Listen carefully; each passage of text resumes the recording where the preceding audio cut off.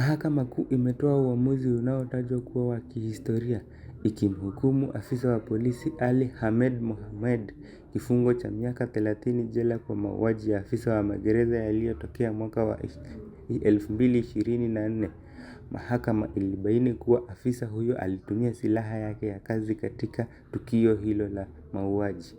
Jambo ambalo sasa limebaini mjadala kuwa kuhusu uwajibikaji ndani ya vyombo vya usalama. And a very solemn moment for a judge in passing sentence. Complex, it's not a mathematical function. In my considered view early, the verdict for this offense of having stayed on the trajectory of the offense of murder and not the lesser offense of murder. Katika uamuzi wake, jaji alisisitiza kuwa maafisa wa usalama wana jukumu kubwa la kulinda maisha na wanapaswa kuwajibishwa wanapokiuka sheria. Uamuzi huu unatazamwa kuwa ujumbe mzito kuwa matumizi mabaya ya mamlaka hayatoachwa bila adhabu. Tunaona hatujapata haki. 30 years ni kidogo sana. Tulidhani huyu mtu angefungwa maisha.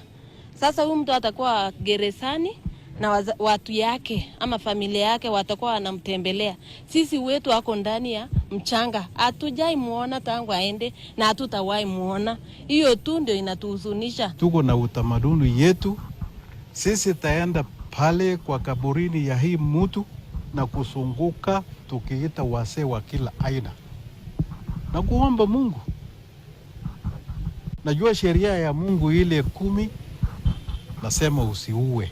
Huku uamuzi huu ukiweka historia katika masuala ya uwajibikaji, macho sasa yanaelekezwa kwenye mageuzi ndani ya vyombo vya usalama. Nikiripotia runinga ya TAS, kwa majina ni Alan Ochieng.